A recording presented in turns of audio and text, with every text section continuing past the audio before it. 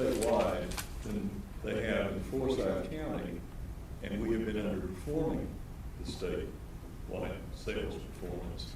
That would tell us something about long term. Yeah, I'm sorry we don't have March data, because I would like to see how the local buying public is reacting to new tariffs and tariff uncertainty. Right. And, unfortunately, we won't have that number, let's see, so today's the 22nd? Mm-hmm. So next Thursday is the 29th. We really won't have it it's usually like the very last day of the month, maybe the first day of the following month, that we'll get we'll know what the sales tax collections were. We won't know what refunds were, but we'll know then. So, but again, that might help if, with our, the proposed budget adoptions June 5th, we would definitely have a number by then, but yeah, we can definitely get that for you. The statewide comparison, how's the state doing on statewide projections, and we just underperforming, or are they missing a statewide too? We can get that for you by next week. Thank you. And just one other sort of observation, I appreciate the county manager's observation that the state is obviously trying to predict for the state, but I guess my sort of simple thinking is we're the third most populous county in the state, right? Third, I think. And clearly in collecting sales tax, there are outliers like tourism areas, coast, for example, but I imagine even the coast over, there's a little balance in their seasonal tax, sales tax, collection in the mountains too. But I would think that, we ought to be about above the state average. It would be just sort of this is sort of if we're the third most popular, sales tax is based on purchases.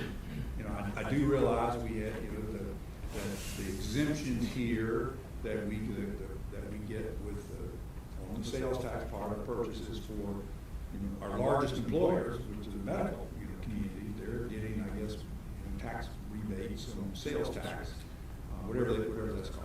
The refunds. Refunds, and that may be a factor that would enter into our view. And of course, it's very erratic. That's correct. Sometimes sometimes some of those purchases are things, I think they probably save up, or when That's they correct. come in. They definitely do. There's more in one year, less in another. I'm sure that's been almost random, in terms of looking at the impact. But yeah, it does seem counterintuitive for us to have a growth less than the state average, to me. It's on the subject of sales taxes.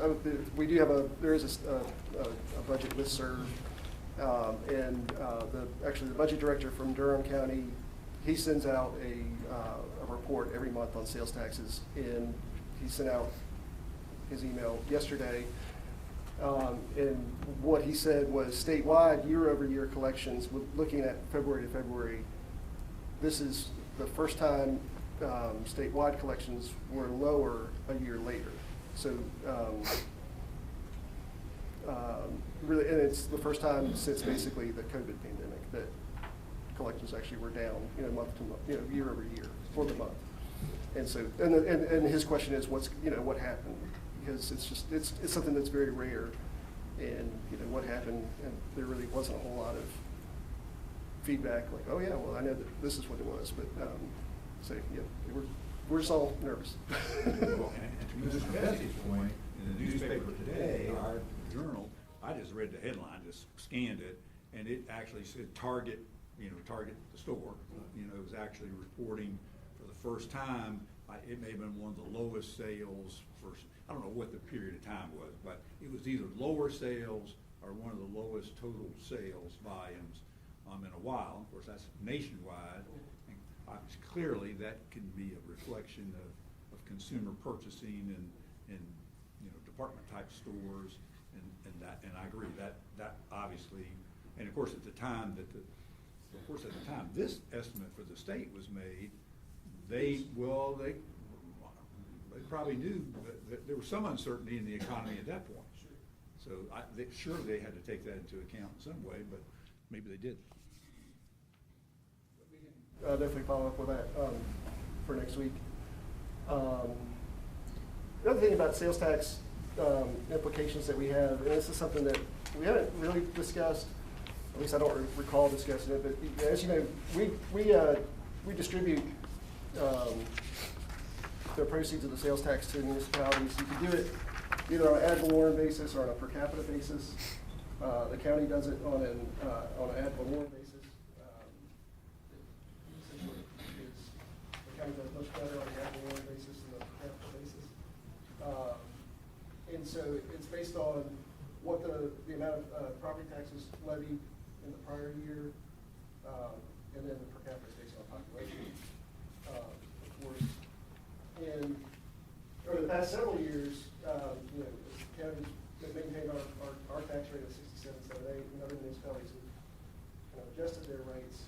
Our actual share of sales tax revenue, except for Article 46, because Article 46 we don't share. That's all, it's the 100% for the county that we give to the schools. But for Articles 39, 40, and 42, we have to share those proceeds. And our share of that revenue has decreased, you can see, from a percentage of 63.25% back in 19 and down to 59% in the current year. And so it's one thing that, again, we just don't really discuss it. We've not really looked at it before, at least discuss it with you all.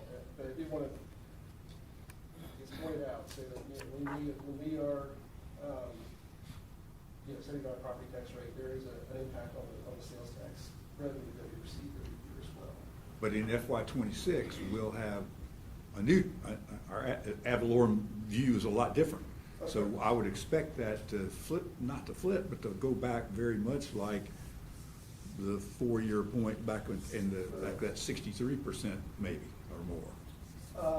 Well, you know, so if you go with the recommended budget of with the 4.2 cent tax increase, I know the city has increased, or I believe the city's increase was 4.8 or 4.8 cent increase. So their share of the levy will actually probably increase. Yeah. And so I'm not sure what other municipalities are doing, but I don't know that it'll flip, but But the fact that we've been constant for 4 years, the city had a big adjustment last year too. that's right. And so since I'm not sure, I don't know how many people are leaving their rates the same for 4 years. My suspicion is they don't. So as a result, That's why our now share- that ours is jumping up, that's why I said I Yeah. think we will recover some just because of that, because it's a 4-year time that we've not changed at all.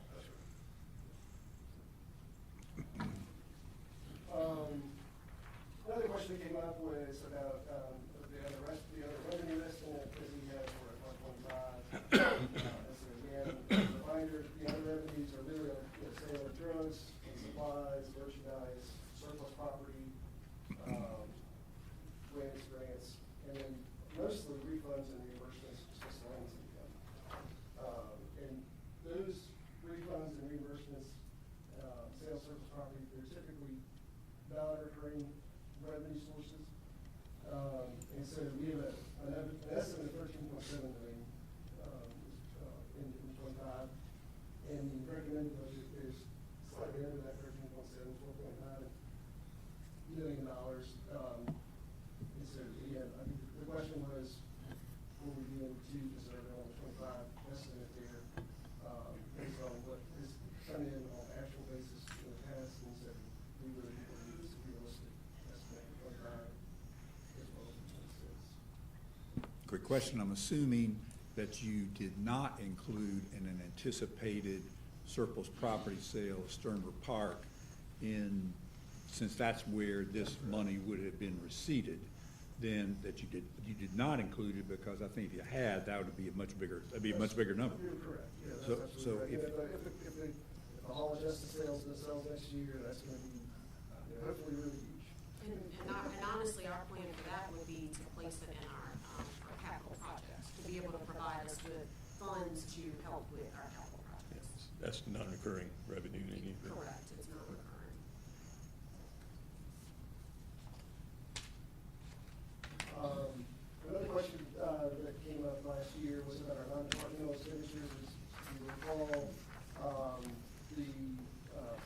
actual numbers were much lower than what we had in our FY '25 budget and our FY '26 recommended budget.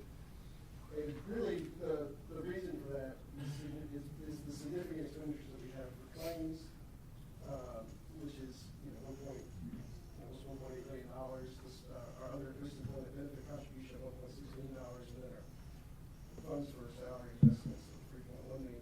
And most of these, between, so that's $6.7 million.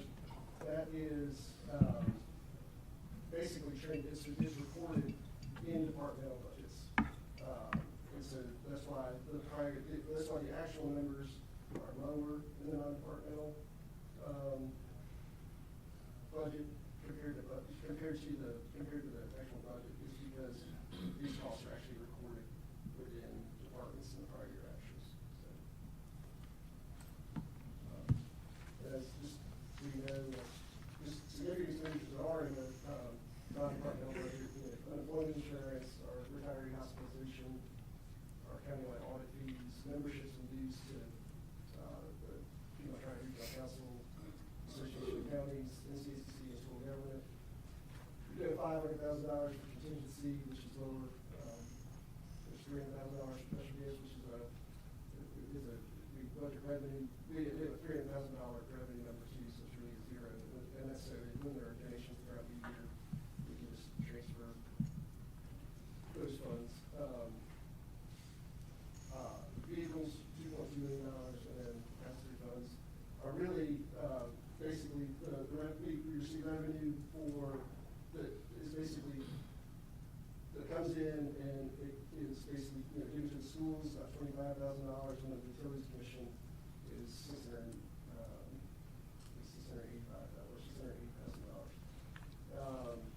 Which is like started to say what it was. But there's basically three different revenue sources that are basically come in, and by state statute it has to go to the utilities commission. Scrap tire? Yeah, scrap tires. And electronics recycling. I think. So how, just on that slide, how does that kind of compare to this year? It's actually up. I think we were around 675.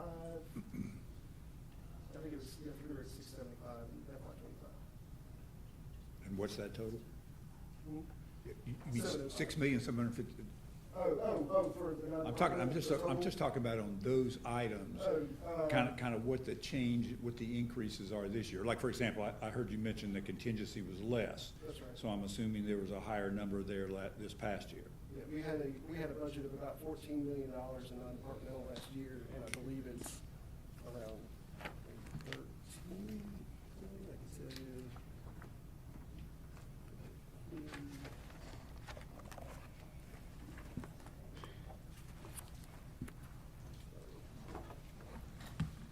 Yeah, I just remember seeing the total. I think I have the total, actually. Expenditures in '25, I'm sorry, so the budget was $16.8 million, was the budget in '25 for non-departmental, and it's $14.5 million for '26. So non-departmental is down $1 million, or $1.5 million. Okay, I got it. Thank you. Especially our teacher supplements, making sure they're receiving their supplements part of their paycheck. I verify my wife is a teacher, she is receiving a supplement as part of her paycheck. There is it says, the range is basically $640 a month to $1,252 a month, based on years of service, based on your certifications, based on if you were grandfathered into like have a graduate degree, your supplement will be. We have made a request to the school system for a reconciliation of Article 46 and teacher supplements, and Frida says she did that to us by next week. I appreciate the request. I just think that we need to talk more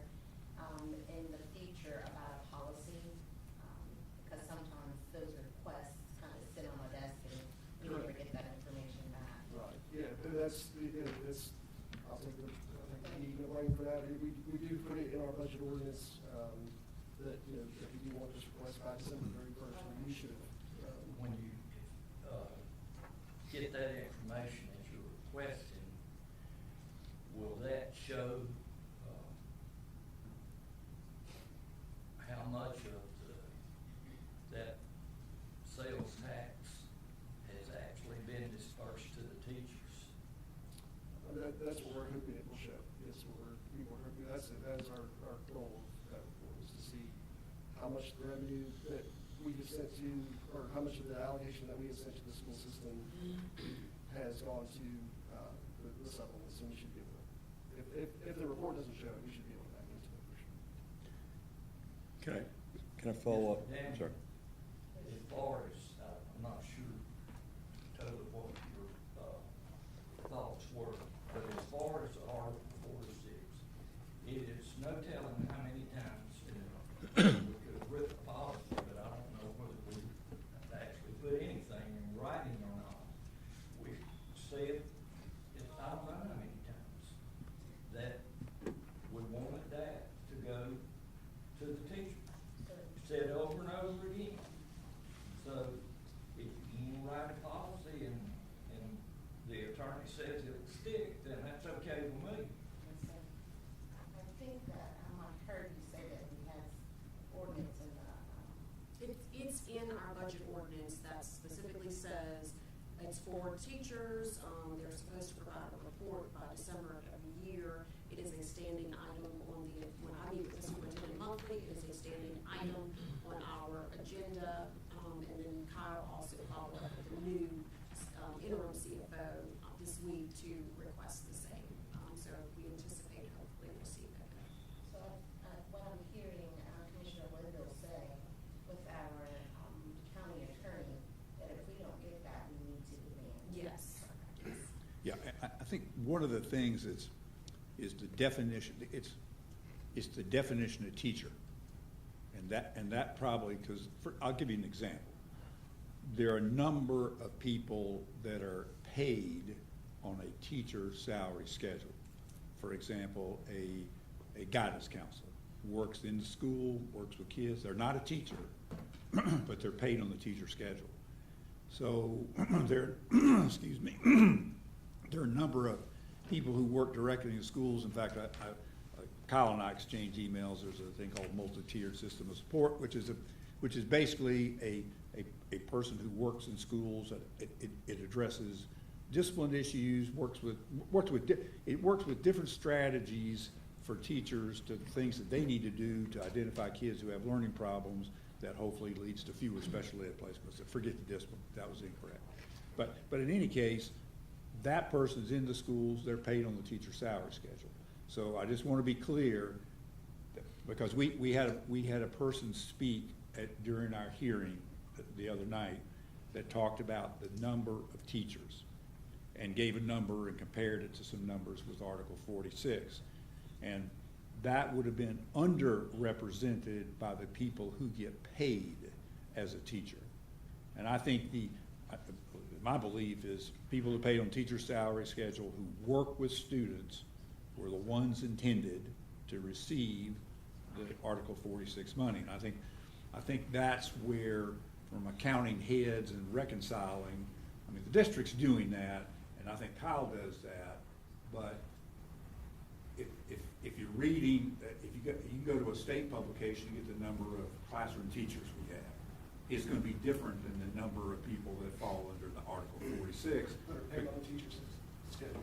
Yes, that are paid on teacher schedule. So it's a little more involved than just, you do have to define what is a teacher. And Kyle mentioned that there's some people that are correct me if I'm wrong, but I think in the email exchange that he and I had, is that there's some people in the central office paid on that schedule, but they work in the central office and they are excluded. He has excluded them because he does that as part of his reconciliation. So it's not 100% of paid on the schedule. It does depend a little bit what you do.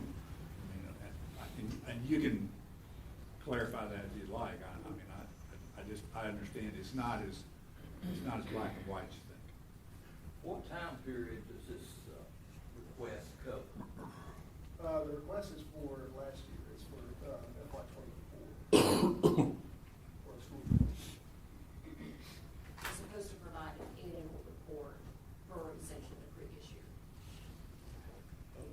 schedule do we release the Article 46 funds to the school system?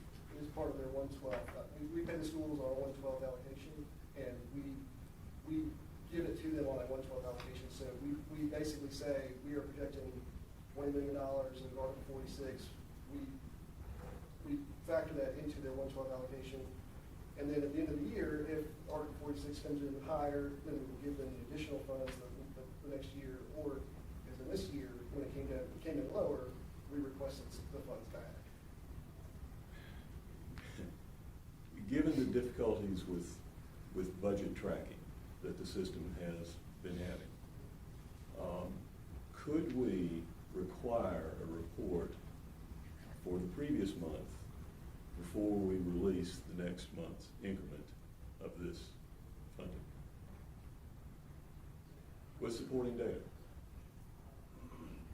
Yes, I would say yes. I mean, that's something Terry's office would do, but as the county who provides funds, we can request any financial data on our funds as we want. I don't know if Terry wants to talk about what that would look like, but I'd say yes. No, really, we disperse the funds, so, we can hold disbursement until we get some clearance or authorization that reports have been submitted or satisfactory.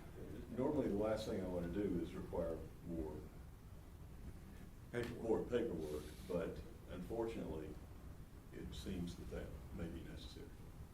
So we could, have basically monthly tracking, monthly reports each month, and then release. I mean, and there will be a little bit of a lag, so we'll probably always be about a month behind. It's the same way when we close, we'll close May about June 15th, right? And so there'll be a little bit of a lag, but we certainly could come up with a system for that. A month behind is better than asking for the year's report and it's 5 months in and we still haven't got it.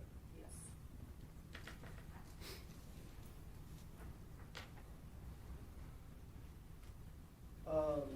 Just to follow up, during the presentation, there were questions regarding the implication of our revenue neutral rate and the recommended tax rate. And so just as a reminder, the revenue neutral rate allows the county to generate the same amount of revenue from the property tax that it generated from the prior year.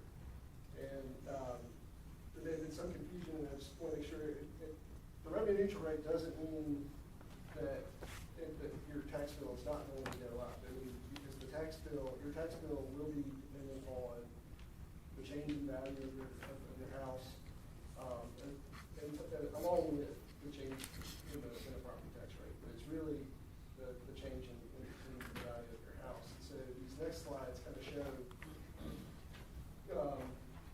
some examples of a house. And so if your home value in 25 was $190,000, and the home value after the reval is increased to $269,700, that's an increase of 41.6% value. In FY25, on that $190,000 house, your tax bill was $1,290.53. With the increase in value of 41%, even going at the revenue neutral rate, your tax bill is going to increase to $1,322, which is an increase of $32 over 25. The recommended rate, again, is 53.24 cents, and so that bill on the 269 is $14.35. It's an increase of $113 over the revenue neutral rate. And it's an increase of $145 over your 25 tax bill. And so you can see that even with the revenue neutral rate, your tax bill is going to go up with that increase in value. On this next one, say your house was valued at $237,336 in 25, and did not experience as much growth in value. It's a 20% growth in value. It goes up to $269,700. In 25, your bill is $1,608.66. At the revenue neutral rate, your tax bill will be go to $1,322 again, because that's the $269,700 number. So your taxes will actually go down $286 because the value in your house was not as great as the prior years, or the other example. And then at the recommended rate of 53.4, the tax bill will be $1,435, which again, it's $113 over that revenue neutral rate. And you're decreasing your tax tax bill by $173. So that's a, so again, you have a 41% increase in value, 20% increase in value. And then, if your home value was $156,700, and it was incredible value increase of 72%, you can see your tax bill is going to go up $260 over the FY25 at revenue neutral rate, and it'll go up $374 over your 25 bill. And it's all based on the increase in value. So those three slides kind of show 20% growth, 42% growth, and then a 72% growth in value. So I just want to make sure everybody understood the revenue neutral rate doesn't mean that your tax bill is going to stay the same. And so, if there's any other questions on that, I haven't played with our systems yet, but I would agree that if we had, Shannon's good at this, that tool on GIS, so that you can plug in, like, where's my home, you can put your address there, and you can see the differences in terms of what your values were and what they're gonna be. I think that might be helpful for some that's in my district, because the values will be surmountably different.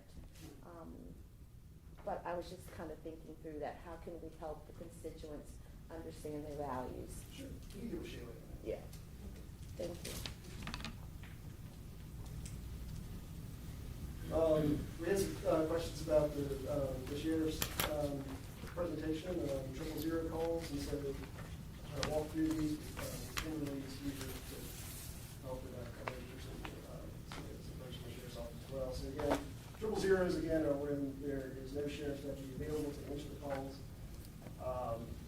In this chart, animal services calls are not included. And so we've got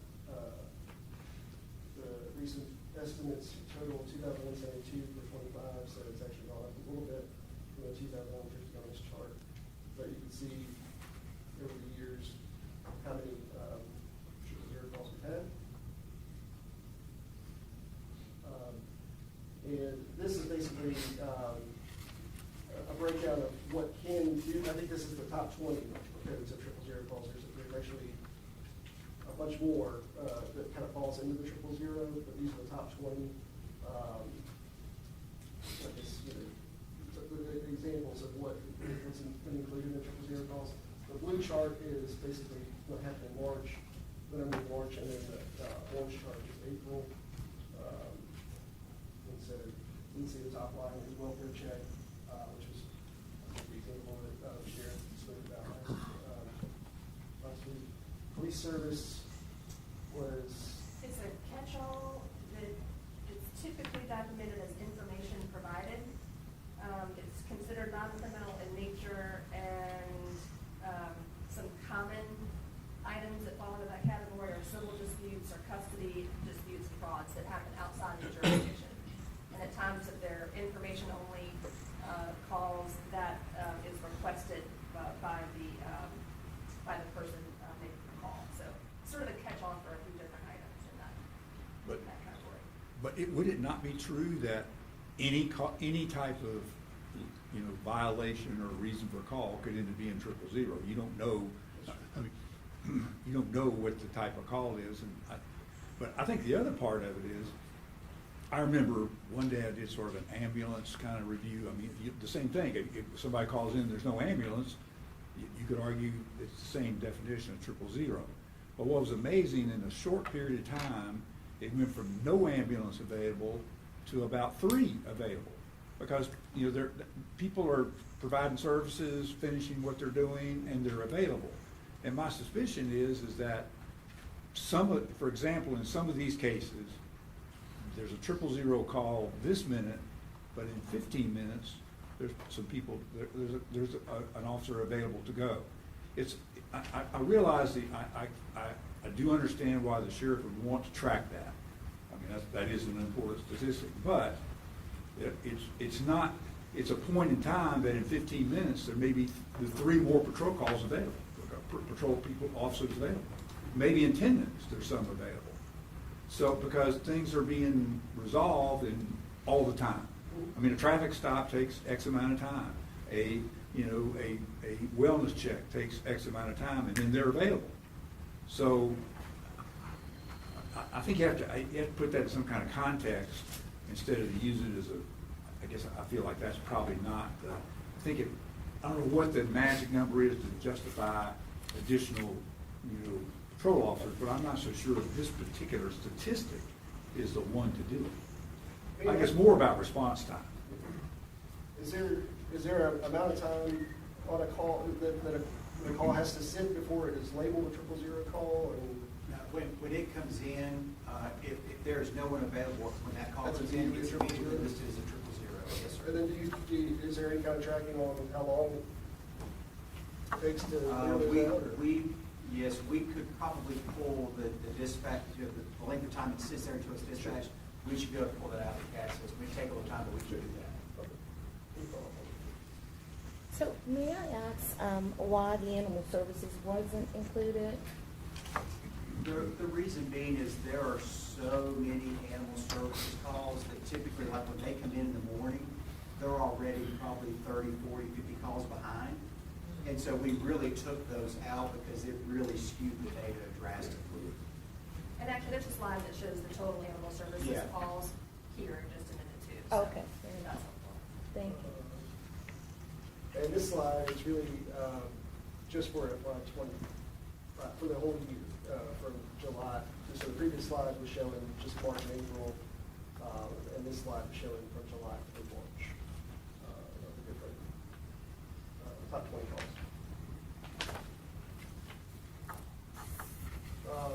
So you can see calls for service is, it is been increasing a little bit, almost 78,000 calls in 20 to, up to 89,000 in 23. Kind of level off and still increasing just slightly to 91.5 in 25. For animal services calls, Commissioner Daniel, Okay. this is just calls received and citations issued is so the number of calls received is looking like it's decreasing in 25, and the number of citations issued has been relatively flat. We'll talk about the citations issues offline. Okay. May I just ask one clarifying question? So are you saying that the sheriff's information that he was presenting regarding 000s did not include animal services calls? Correct. Okay. That is correct, sir. Thank you.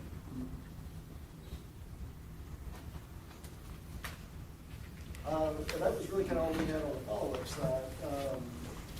So I think we're just going to kind of turn it over to the board to answer questions or whatever we can do.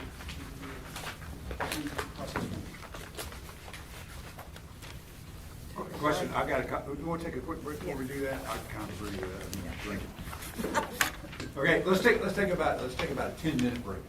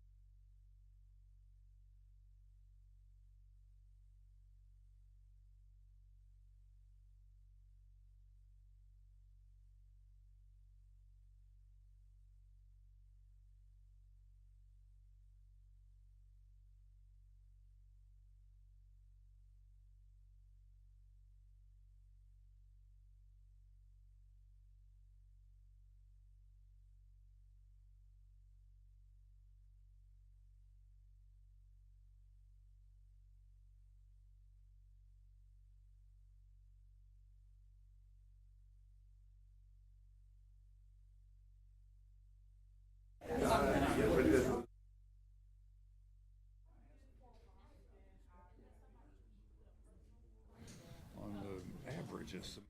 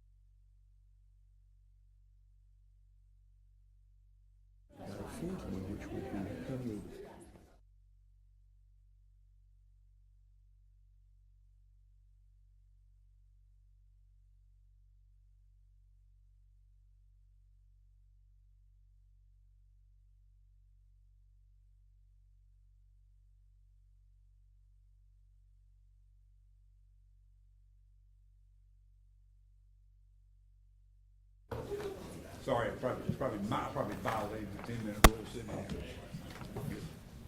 Welcome back, and I think the floor is open to questions. I have a few, but I do want to, I'd be happy to start, or I'd be happy to move later. I don't want to be first. If somebody else has a burning thing they'd like to start with. Go ahead and start. All right, short of that, I did want to start with just one observation. The observation, we're basically, and I appreciate the fact that from the recommended budget last year to the recommended budget this year is only a 0.9% increase. That's great. However, I do want to just observe that during this year, there were the number I put is roughly $10 million that was cut out of that budget. So the budget cuts that were made in the spring probably is in the 8 to 10 million range. I didn't get an exact number, but whatever. I didn't go back and look at my notes. But if you look at 10, then the actual, because that essentially, we adjusted the budget down when they were cut out. And when you do that, we targeted spending less money. Yes, the budget didn't change, but in a sense, is an amendment to the budget to bring down, and we stated it. If you look at year over year for after those cuts, it's more like 3%. It's about a 2.8%, not 0.9. That's just an observation. Doesn't make a hill of beans bit of difference, but it's not just, it's what you're basing it from. From budget over budget, you're exactly correct. Budget over budget. The other question, this is more another I have some specifics, but in a broader sort of look at I just go back, it was 3 years ago, in one of the charts we had, and I pulled out the ones in our 100-slide PowerPoint. I pulled out about 3 or 4, and this one happened to be number 10. But it actually had a review all the way back to FY23. So it had 23, 24, 25, 26, and it was really, this is the fund balance, the fund balance chart. And I was just thinking, if we go back to FY23, our fund balance, in just a short 3 years ago, actually grew by 9 million. Grew by 9 million. So, as I was just thinking, during that time, we ended up overspending by 9, 6, and we're projected to be more this year. And I'm really just curious as Commissioner Wilson reminds us, he was not a part of that budget discussion last year. He reminds us he's getting ready to be his. But the 6 of us who were here before last year, I'm just, as we adopted our budget, I don't think anybody thought that we knew there was one-time money in that budget. We all knew that.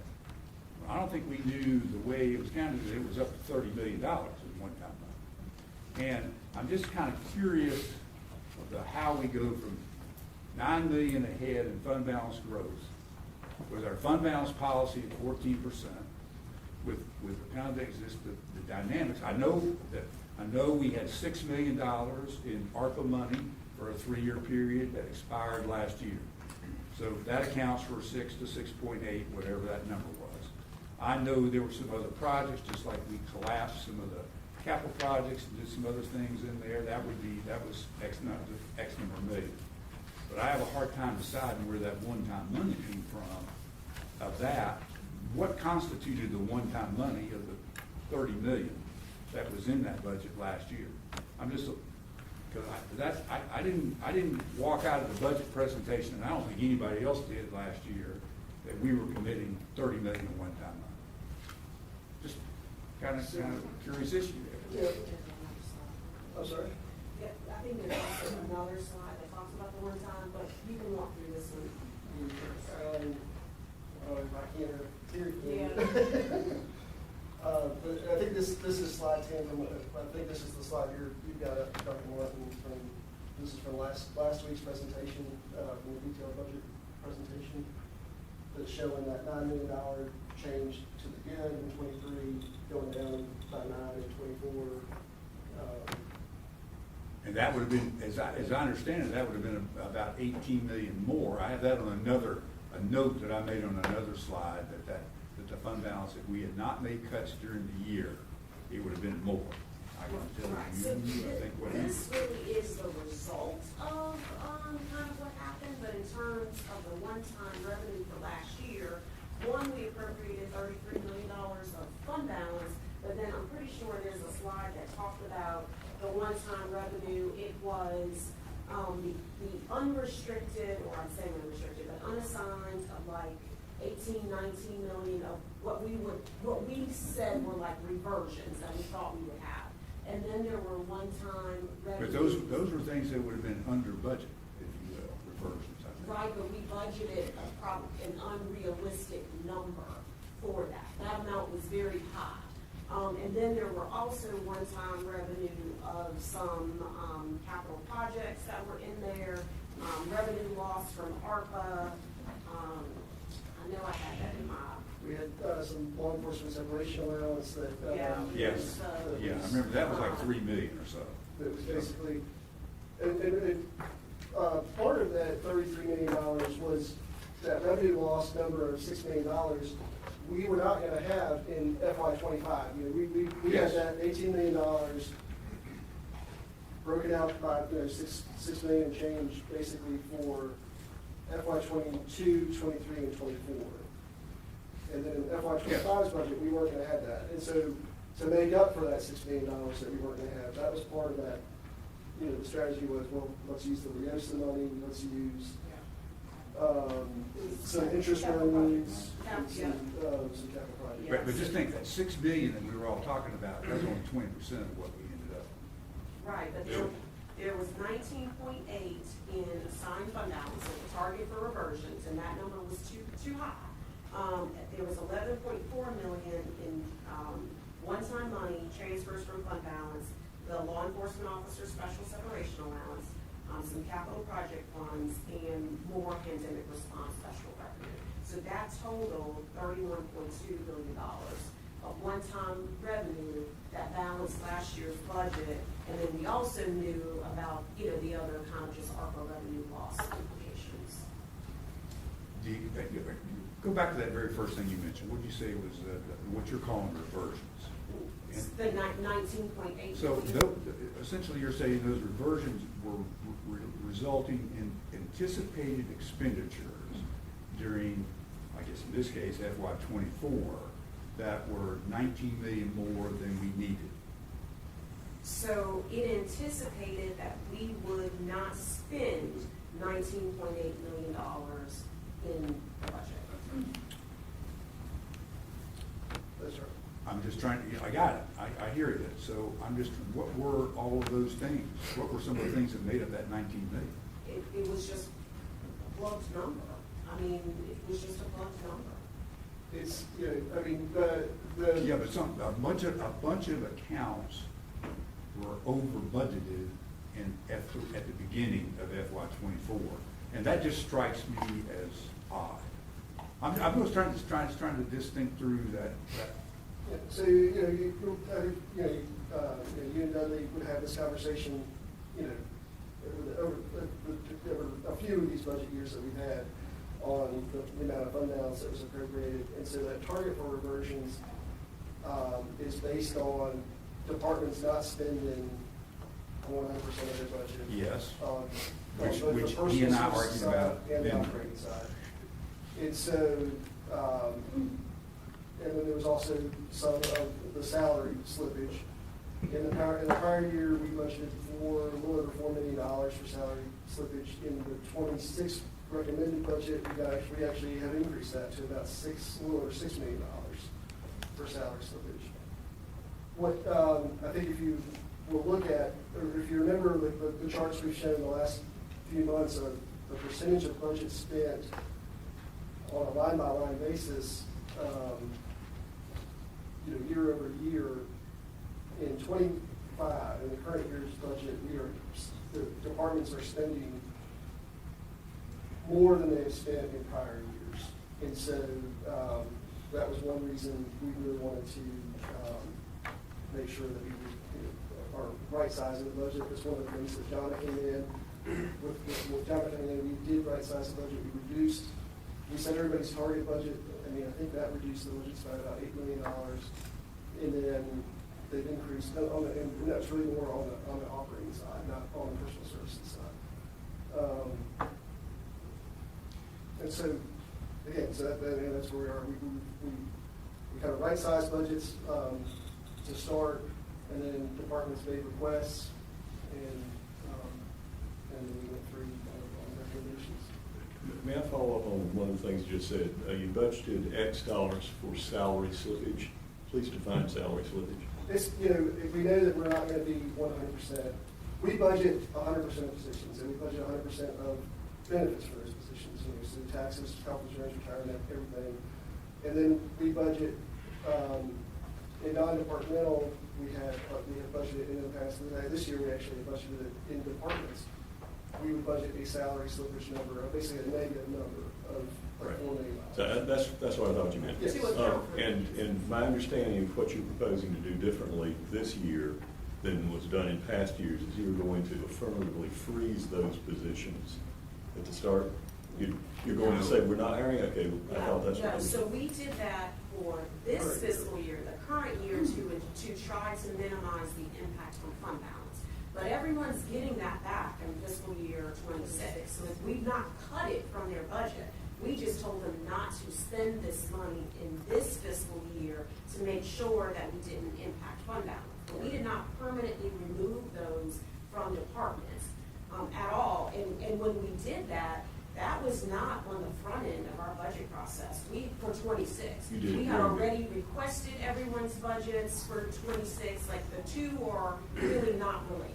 And on what are you basing your estimates of salary slippage then? So the budget analyst and the director went into every single department and looked at the trends of previous year vacancies, kind of where they are now, and we're improving our vacancy rates, and actually putting a more realistic number. So we increased it from about 4 million to a little over 6 million, but it's in every single department so that they can see the salary slippage, salary savings, whatever you want to call it, in their respective budgets. So we did more analysis on that with the help of our consultant. So, and I asked an email yesterday asking a similar question to get at, because we all received a sheet that showed a point in time how many vacancies we had. We got that. Shannon sent that to us, gave it to us. It was 16%. There, at that time, this was in April this year, it was 16% of our positions were vacant. So my question to Chantel was, what is the sort of, I mean, it changes every day, quite frankly. I mean, that's a number that's not fixed. But sort of from an average standpoint, it's kind of what would that equate to if that 16% in a dollar amount? And then the salary slippage would be the part that's kind of actually budgeted back in salary slippage. And then I'm interested in what that difference is between cost of vacancies, average for the year, kind of what the thinking is, less the salary slippage, which is budgeted back, and then what is that amount that is left over? Because obviously there's an amount that's left over, and I know you didn't. Otherwise, you would basically have frozen positions essentially. I wonder how we can anticipate that that's a realistic figure and it's not going to end up biting us at the end of the year. I mean, all we can say is we looked at trends and history of each department. I mean, it is our professional estimate based on data that we have, but at the end of the day, we want departments to fill all of their positions.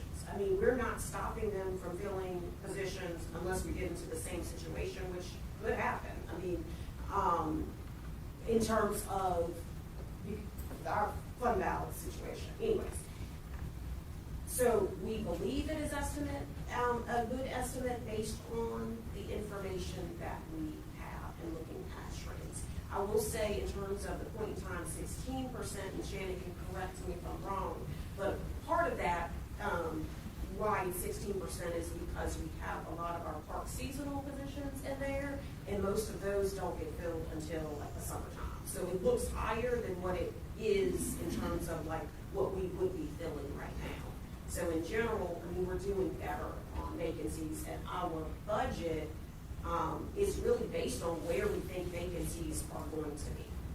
So we don't feel like we have this difference, and I think we're just a little confused on what that means, because we budgeted based on the vacancies we think we will have. And the reason I asked, because it had been my understanding from earlier conversations that one of the problems with the anticipated level of drawdown of the fund balance was that the vacancy rate was overestimated.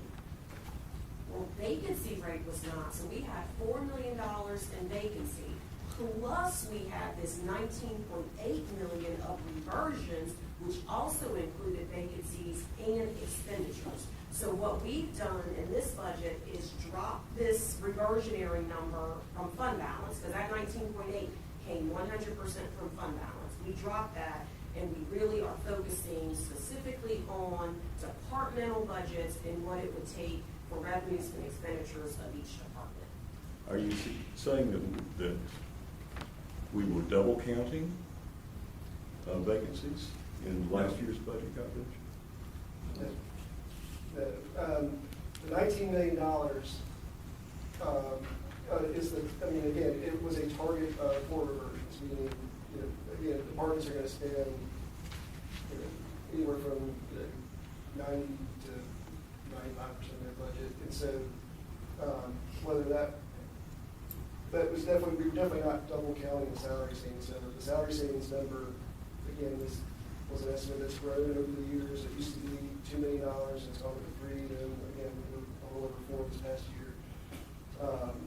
And that includes, and so then there's also that salary savings, and then there are the benefit costs as well that are associated with that would probably be in that $19 million reversionary number. So we weren't double counting it at all. Are you saying the only thing you're doing differently is instead of doing a total estimated number for county government, you're doing a department by department figure that's included in the departmental budgets? It is a department. But it did right-size the budget at the beginning. And that is a difference. Correct. I mean, what, in the past, what a department spent the previous year was actually increased in the budget with the idea, don't spend all this. But it was, the increase in the budget became a target for reversion. You realize that's a little So, catch-22. right, a lot. But I mean, I argued against it. I mean, I just said, but why are we doing this as an unnecessary exercise? So, in most instances, I'll say most, not all, in most instances, departments' budgets, wherever their budget was the previous year, was their starting point. So if they had, $5 million in FY '25, for FY '26, we would have started them with $5 million, and then it would have potentially grown from there. This year, we looked at every single department and kind of right-sized it. So if you were at $5 million, the budget team analyzed every single one, and their new target might have been 4, might have been 4.5. That might have been their starting point because they looked at expenditures, what they've been spending, all of that. Now, you're still seeing some increases, but that is primarily due to salaries, benefit type stuff. And then there are a few other things that they needed. But we really worked hard to give them new target base budgets. Yes, that is exactly the information I was looking for. Thank you.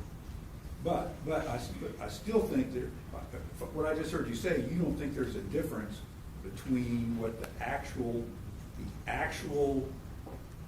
savings from vacancies, savings is kind of not the right word, but the amount of positions that will never get staffed and what you budgeted as salary reversions, salary slippage, you don't think there's a difference in that? We feel like we budgeted the amount that we are expecting due to vacancies. We feel like we budgeted that. I'll correct me if I'm wrong, but that is what we feel like we have accounted for vacancies as part of that salary savings. Then why don't you just remove those positions and those positions don't exist anymore? But it's not just about the position never being filled. Like, people come and go every single day. So if that position is vacant for 3 months. And then it gets filled, where we're capturing the 3-month period of time that it's vacant. I do, I I mean, get so, that. you know, right, I mean, people are coming and going all of the time.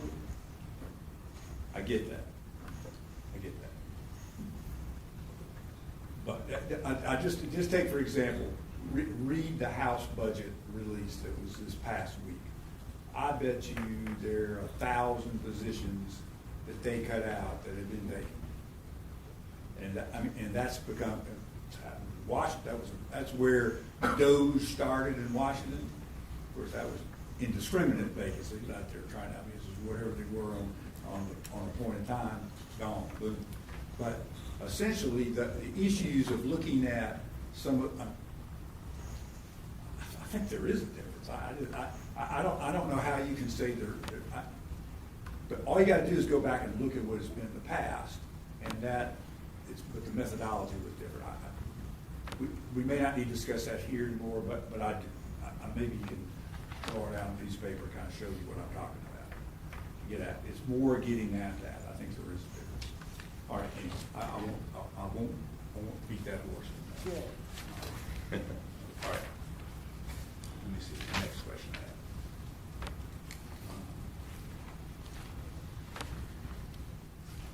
Okay, this was on your slide. I think it's in that same deck that you had.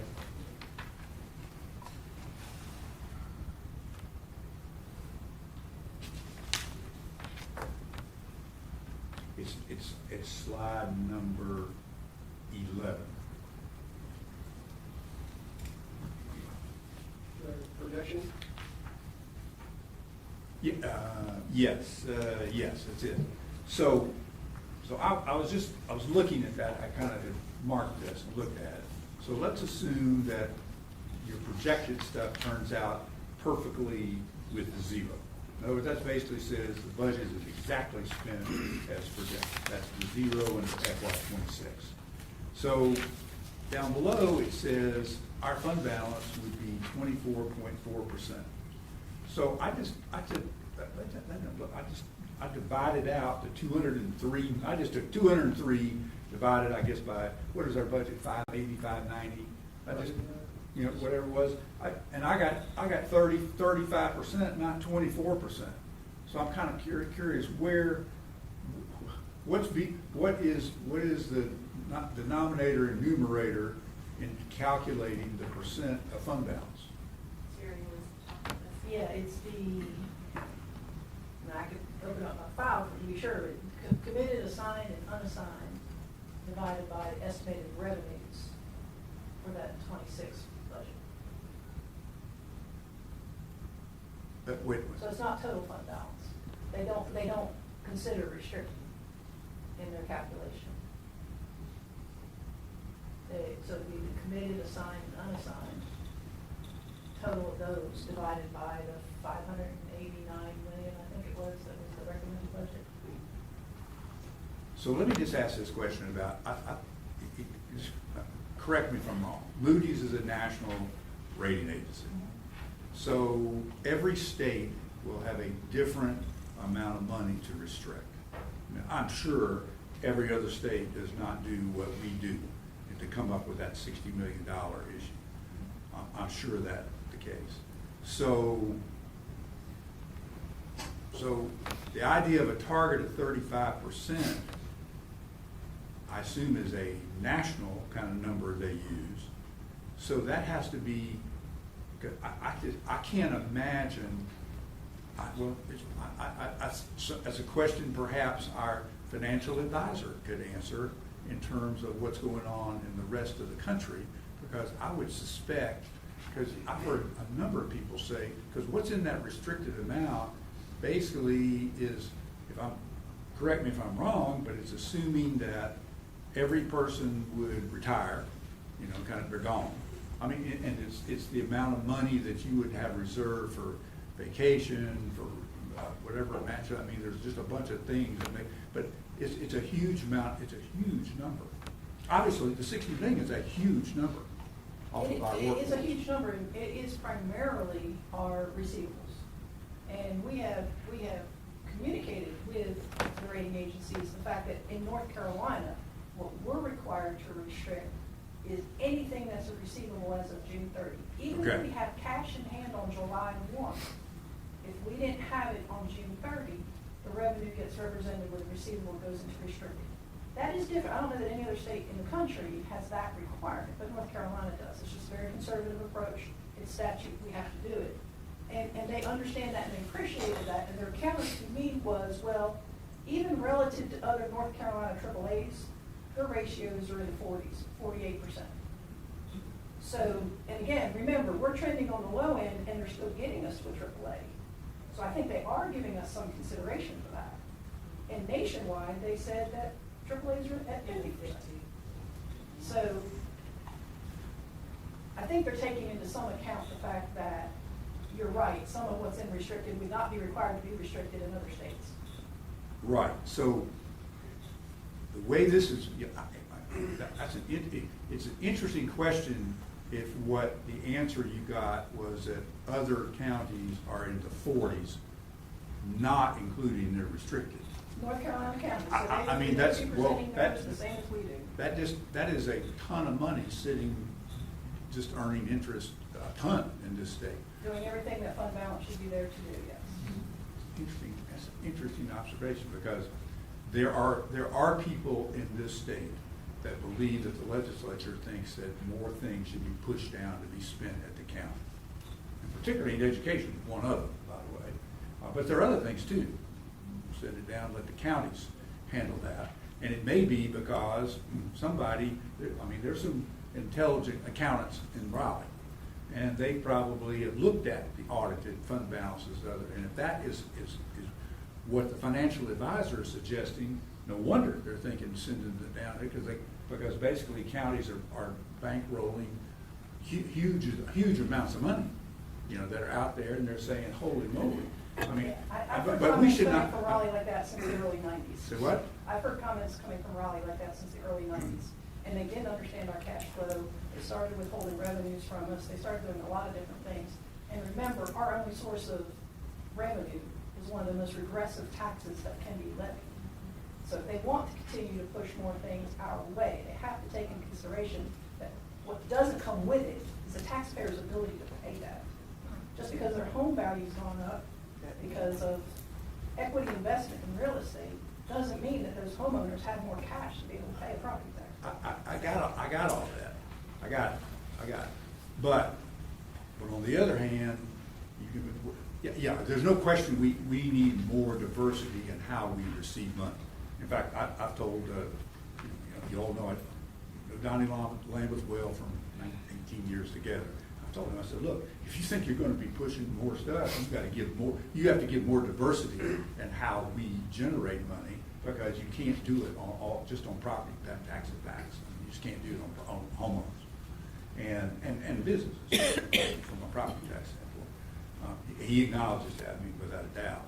But we can say cash flow is one thing, but we're not touching our fund balance to meet the cash flow problems in this county, and the ones that have more than that are not either. So, in fund balance is what you got on July 1 is what you got, or June 30th is what you got on June 30th. And if it's 40-something% plus the restricted fund balance, that is an obscene number for counties to be keeping in the bank. I mean, I just think that's, I'm sorry, I'm editorializing. So anyway, you've answered my question on that. The other slide I got is slide number 7. I think it's in the same day.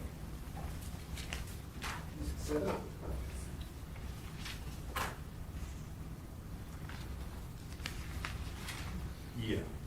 This one, of course, observation side, you know, the differences of the final of 630.24 at the top on personal services and projected.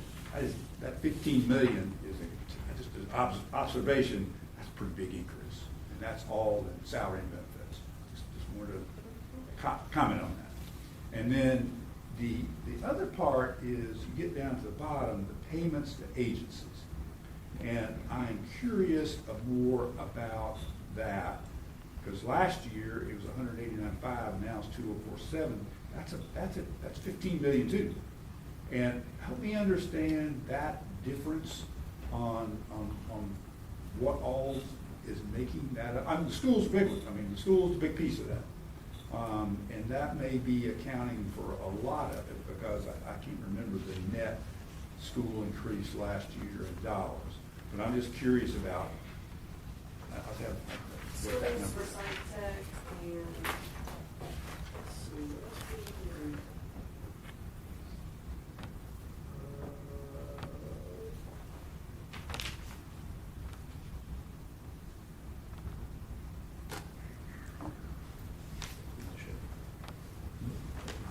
Kyle, I think some of that, maybe 5 to 5.5, is probably the ARPA projects that were moved to the general fund to finish them out as part of the revenue loss strategy. That would be So I think that's a small piece of it. yeah. You know, in the schools, the increase in the schools from 24 to 25 was, It was a good bit. it was a good thing. About 8 or 9. Because they got some more time. right? Yes, but that would be a part of that, I'd say. Well, I don't know, because we bought some of those. Didn't we buy the radios, for example? So, yeah, that too. We bought those, so that would have been in there. So that drops it down to about 7. 1.8 thousand was the raise. But, yeah. So that drops that. So, and then the ARPA part, whatever it would have been, so the 7 and 15 is still 8 million payment beyond the schools. And ARPA would be more. There were some of the ARPA projects that came in to us, with probably another 5. So that leaves probably 3, and that's, who knows, that could be miscellaneous. We can definitely use you a breakdown of what that is, because that would be fairly easy to do. I know that, just trying to think of the other payments to agencies that we have, if, and that would be, what is that, separate, Yeah, She'll we'll get it, we'll get it in a second. it may be more than a second, but.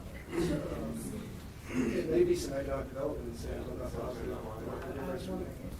If incentive payment was, it may be incentive payments. Just off the top of my head, but we can definitely get you a breakdown.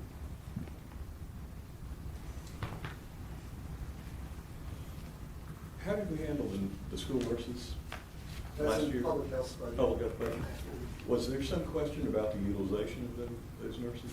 Do I remember from offline conversations?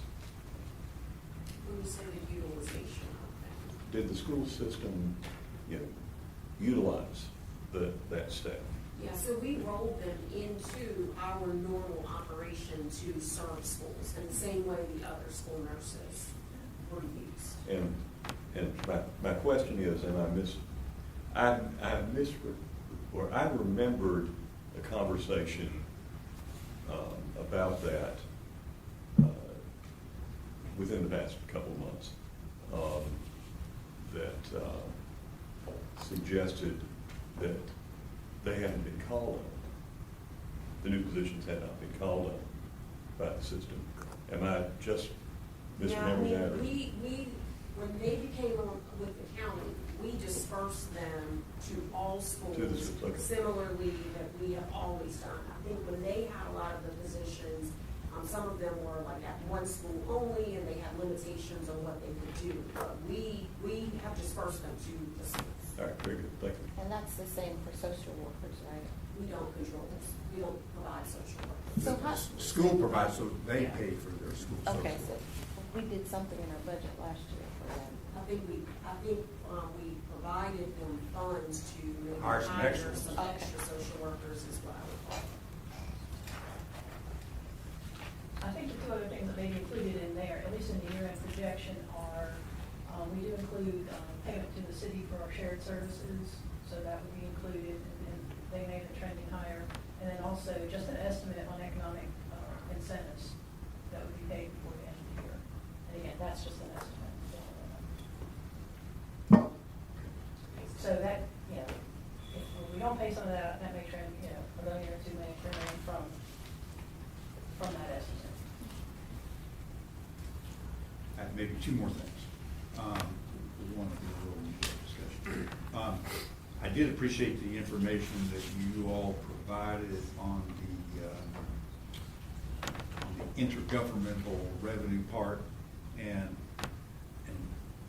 part of it, we see intergovernmental revenue as a receipt, as a part of our revenue. We don't, as part of revenue, but we don't see it in a lump sum part in the expenditures in these summaries.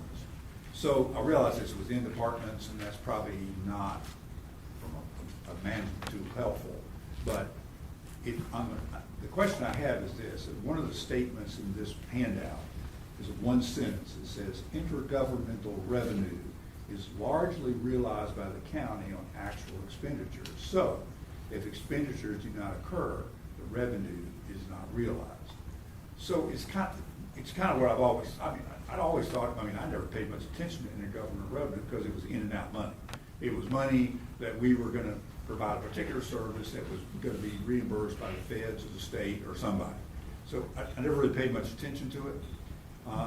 But are there things that are, and I think maybe what probably prompted this was from one of the early April reports that kind of showed that the intergovernmental revenue was way low. And that was kind of, well, wait a minute, why is that? And I think it's just that, obviously reimbursements are delayed following expenditures, but that was it. And so that maybe explained most of it, because I did notice at the end of the year, it's pretty much shorn up. But my question is there anything in intergovernmental revenue that is not an in and out match? There's not an expenditure, or there are expenditures that are not reimbursed, or vice versa. Those should always work out, I think. Well, yes, but there are definitely different reimbursement percentages in DSS for some. Some positions are reimbursed 100%, 75%, even down to a little bit lower than the 45% range, I believe. Other intergovernmental revenue that comes in, that's, trying to think like human debt service, that's based on expenditure in the sheriff's office. I think it's based, maybe not necessarily at all. Well, I think it's a program expenditure that we have here. I don't think the government, I don't think the intergovernmental revenue really comes in without restrictions, I would say. There are some, I know that we get a little bit, even that, I think even the public health, I think there's one AA that is basically, it is unrestricted revenue, but we still have to spend. There's no restrictions, but they're saying you have to spend it on. What we do, we still have to spend the money. So that's In public health. Right, in public health. I don't think so. Okay, that's good. And the last topic that I have is the whole issue of community grants. And I think I was just thinking to our work, the things that we have done in the past in these workshops, there was some amount of money that we had been identified that was going to be community grants money. And we spent a fair amount of time as commissioners doing a little budget A, B, C, D of a lot of different things. It was really more about how that happened. But in this year, it's not a part of the budget. It's not in there. So the question kind of becomes, if it were a desire of the board to restore that, it's the how does that take place, and it does, because there's no action meeting scheduled until June the 5th. And June the 5th is the anticipated date of adopting the budget. So for example, if that were a motion that passed on June the 5th, if we waited till then there's a whole lot of your budget paperwork that has to go and be redone to address that, because it's not only an expenditure, it's where the receipts come forth, and then all that has to be prepared. So my question kind of becomes, would there be any desire to actually have next Thursday's work session that we have for a budget workshop, it could be, because I think we're gonna finish early today, I think.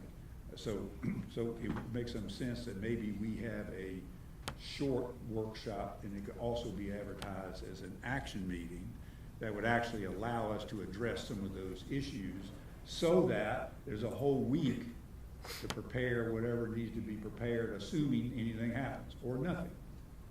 So, and for me, I think there's a series of decisions on the community grants part that we would probably make. And I'll just make one observation. I did read through every department, your paragraph description of every department. I will comment a little more on that, but one of the things I did pick up on that is that I think we've had two people that basically worked in grants management, and they were driven by ARPA, and one of them was paid with ARPA funds. Now the ARPA funds is gone, so in one of the budgets, it's us locally paying for that grant person to continue. Well, the work done to finish out ARPA, I think is gonna be pretty limited in finishing it up. So if we don't have these community grants, then we don't need that position. I mean, that would be if the answer to community grants is no, we're not gonna have them. We're gonna support your budget, then my next motion would be that we eliminate that grants position. We don't need it. Because if we're not gonna be managing these and checking that, then we don't need another person doing that. That'd be the first observation.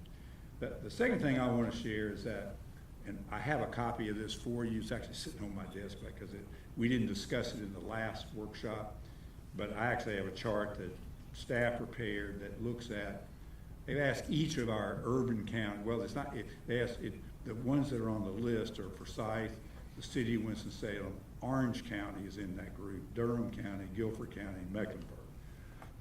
It does not include Wake. But it actually lists the amount of money. It was actually a question of them of sort of this kind of work. It was actually a number of like funded, grant programs, kind of things, community type projects. And I think all the counties define things a little differently. For example, Durham could not give an answer because they say they fund those things through departments. So the health department might have some community grants, or the DSS might have some, or whatever. So they don't do it that way. However, to give you an example, Mecklenburg says, yeah, they do it. Their percent of the general fund budget that they do for community grants is 0.12%. And Guilford County does, there's actually a number under 0.46, I don't know what that means, it's in prison. And then Guilford County does 0.2, Orange County does 0.3, City of Winston-Salem does 0.43, and we've been doing 0.32. So I think our 0.3 is kind of a reasonable, that's what our number, that 1.89 million is 0.3 of our budget. That looks to be pretty reasonable in line, because I don't remember what the additional description in Mecklenburg under the 0.12 is 0.46. I don't know what that means. That had to do with, I don't know what, yeah, go ahead, Aisha. The sunset clause. Yeah. They have, when a nonprofit grant, is awarded, funding for a number of years, they put it into a department and have that department decide if they want to continue, having a relationship with that vendor. So that's the number. And so if you included those ones that are in departments in Mecklenburg, it would go up to 0.46. That's it. Yes. It would go up to Don, I think the 0.46. mistake you're making is trying to indicate that we're never gonna do community grants. I think what Chantel's budget was, the reason it was taken, is that we're trying our best not to lose our AAA bond rating. And that means everybody has got to do something. Like every department cut something in their budget. It came to almost $7 million. People are having to cut back. It is very, very important that we not lose our AAA bond rating. So the only way we can pay for these community grants is through another, even more tax increase, or to use fund balance, or to ask our departments to cut even more than they've already cut. So please don't indicate, and it be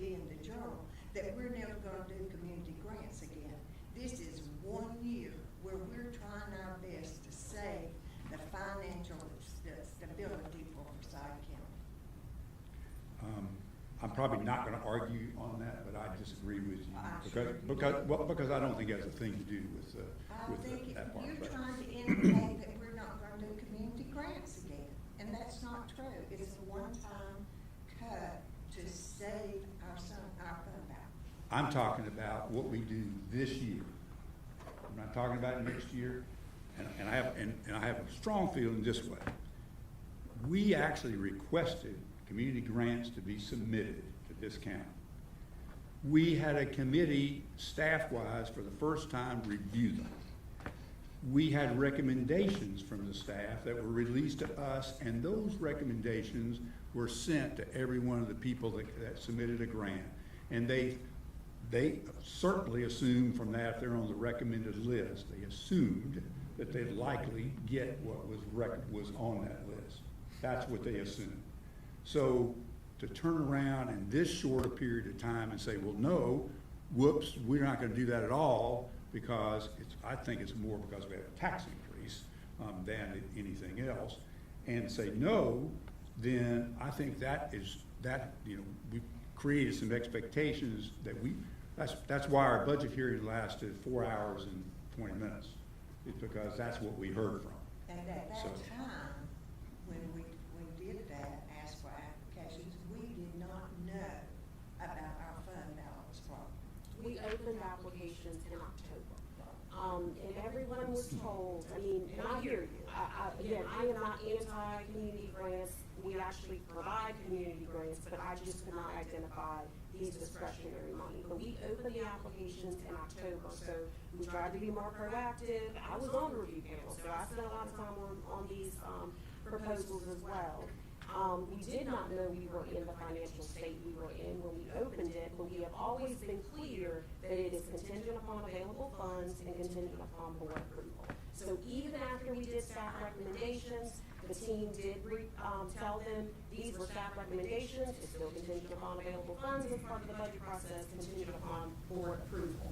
And then as I was working on the recommended budget, and it is because, for me, if I am trying to look for cuts and I've already cut departments and I'm recommending a tax increase, as the manager, I just did not feel it was something I could include, that it was a board policy decision. So I left it out because I felt it was a board policy decision on how you would like to handle it, whether it's increasing taxes more, whether it's fund balance, or whether you found some other thing in the budget that we just have, as staff, have not identified. So I just want to be clear about that. I'm not anti-community grants, but I did think it was a board policy decision. And I'll just say this, and I'll recognize you, Dan. I brought the topic up with how do we have an opportunity for the board, that's 4 people, to make a decision to yes, do this, or no, not do it. And so my suggestion was, would we want to have a action meeting in the discussion time in our scheduled, budget workshop, make it an action meeting so we could provide some direction, yes or no, to you, so on June the 5th, we're able to get our budget adopted and not have to wait to change a whole bunch of ordinances and make mistakes at the last minute that have to be redone and gone over again. So I'm asking more of a process question because we're not voting today. So I would say it's totally up to the board. I mean, in the past, you've kind of given us various options behind the scenes, and so we can work up different options in that way and be prepared to present that on June 5th, or if you would prefer to have an action meeting on May 29th, we can do that as well. So it really is, on the staff side, we can be prepared either way, and however you would handle it, however you prefer to handle that. But next week is. Chairman Dan has something on. Yeah, absolutely. I think this is a perfectly reasonable and valid discussion. I respect Manager Robinson's viewpoint on this. I disagree with it. I believe that the board did make a policy decision last year when it directed that staff prepare, based on the ARPA-style evaluation process, meritorious community grant requests up to a cap of $1.8 million. Staff did that. That was presented. My working assumption all along had been that that would be the default recommendation from the county manager going forward. I hear and respect the reasoning involved, but as I said, I strongly disagree, because included in those community grants were a number of continuation services that I frankly have argued all along should have stayed in a departmental expenditure. My leading example, but not the only one that I'm concerned with this year, is the senior services allocation for the Meals on Wheels program. My understanding, staff very kindly responded to my questions about the numbers, and presently approximately 772 shut-in seniors are receiving Meals on Wheels services through senior services. 2 pots of money go through the departments on that, and that they cover about 450-ish of those 772 people. The remaining, at least 300, shut-in seniors receiving Meals on Wheels services now will have to be cut by senior services, except to whatever degree it can scramble and do an emergency fundraising campaign to replace that. I consider that unacceptable. And I would propose for consideration that the board have as an option for discussion of up to $1.8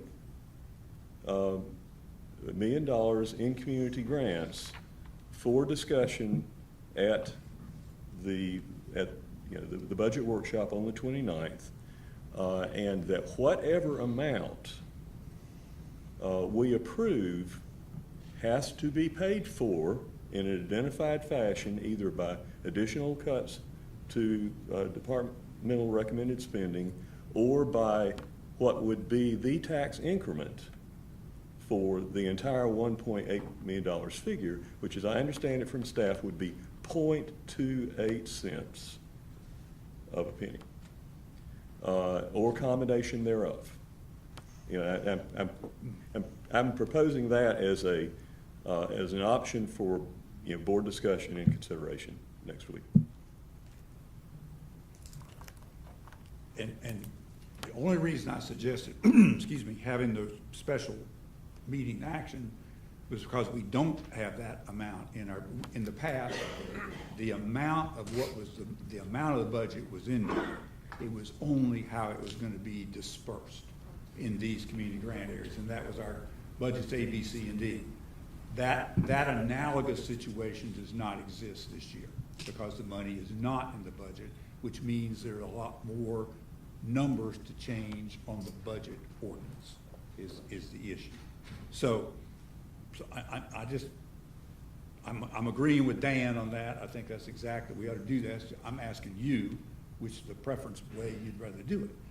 Would you rather try to do everything on June the 5th? No. Or would you rather try to have a little work session and do it next Thursday? The original question. So that I'm clear, I'm in agreement with Dan, and I just wanted to make sure that, we don't bring back up fund balance to take care of this, because that's not an option for me. Yeah, the how to do it is a different question. Yeah, the how to do it comes up We just later. gave 2 options that did not include fund balance, so I'm in agreement with Dan, and if I had a second, I would, but I know this is not the official capacity to do that, but I'm unwilling to do that with fund balance.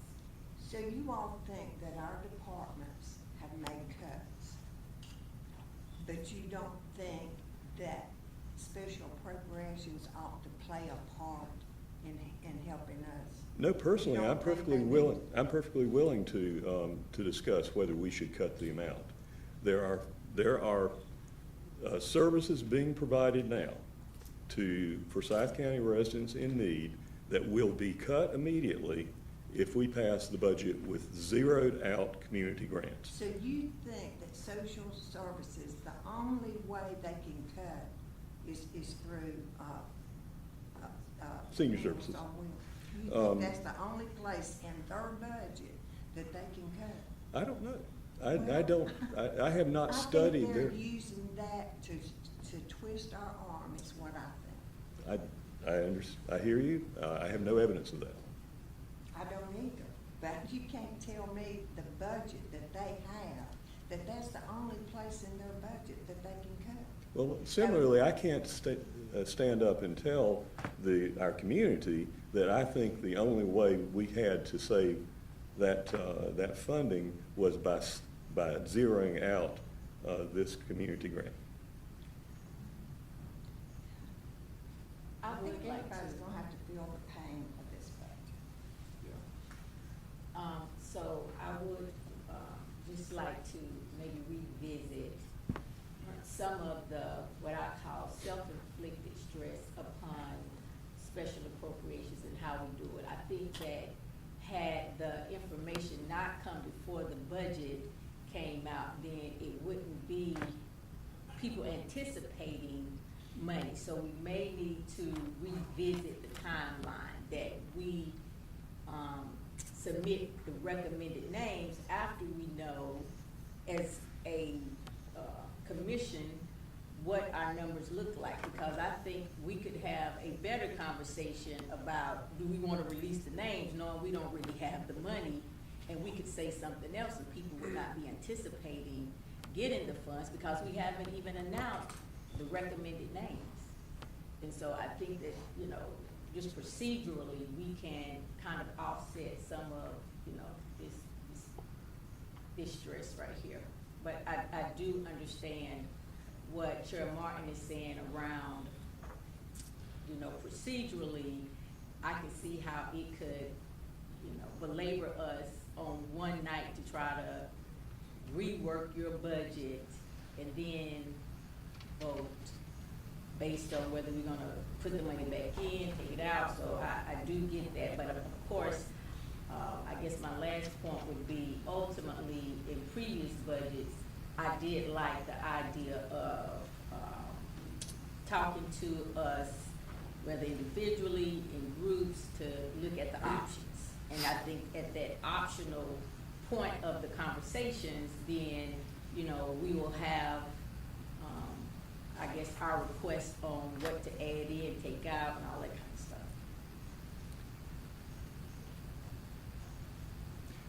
Other comments about this? Till May 29th. So we will advertise to have a action discussion meeting about budget matters. Yes. There is, okay, good. I think the only other question I have, I went through each of the departments and kind of read your paragraph, short discussion. And the big departments had fairly modest increases. The smaller departments had some substantial increases. And I realized that in some cases, it is a result of maybe of more than, because I actually went back kind of again and looked, a number of departments that have revenue sources where the revenue sources have decreased, or anticipated to be decreased. And the amount then the expenditures were not decreased. So as a result, the increases get into double-digit increases in those departments.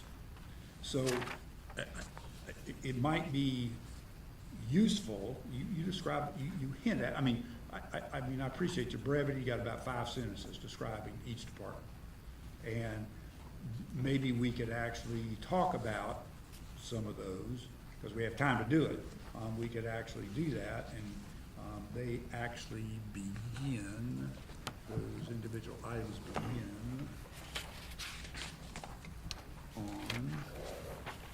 page, I think it's 70, I think. Let me see this.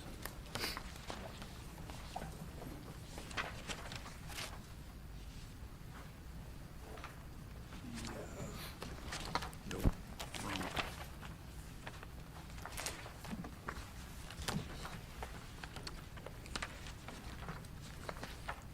Yeah, I was right. They actually begin on like page 70.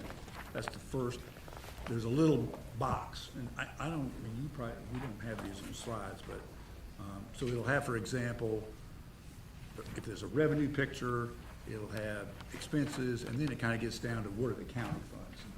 Because the county funds are what we deal with, but obviously the revenues, if there are other revenues, they impact the operation of the budget. And perhaps I could just, in the interest of time, and I will mention that the right size of emergency services and some changes actually resulted in a 21% decrease. So there was a double-digit decrease in that also. But for example, but also in the area of emergency service, there's actually you have division budgets in that, and that's on page 73. It has the administrative division budget. It goes up, the county funds for that part, which is a smaller part, it's going up 24.93, and I assume, my memory on that is there's probably the fire person, I don't know if that's in that one or not, but I mean, that's a 25% increase.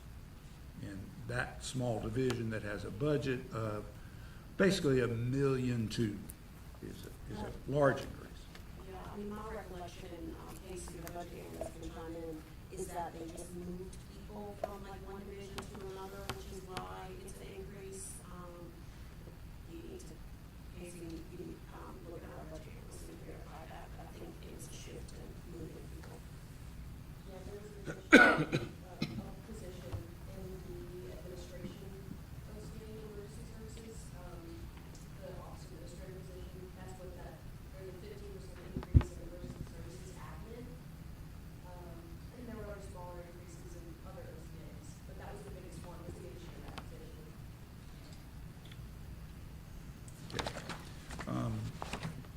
And I'll just pick out the big ones.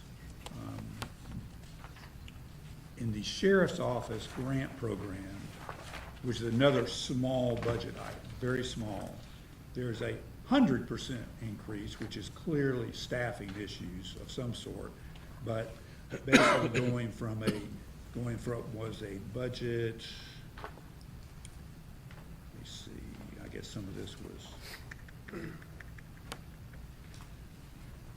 yeah, it's the local part of that budget went from, the fiscal year 25 was 112,000, and it's being increased to 206,000, which is a 100% increase.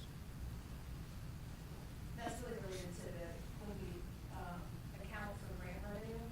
So the only two grants that are in that section, that we did in the sheriff's office right now, is the MAT grant, the medication assisted treatment grant, and DWI. And so that just assumed that we reported revenue last year for that MAT grant is ongoing. I'm not sure I understand that. Are you saying the grants are not ongoing? The MAT grant is ongoing, and so we reported revenue for that fund balance last fiscal year, it's just not reported this. The change that you see is really a change in revenue, where we report the revenue.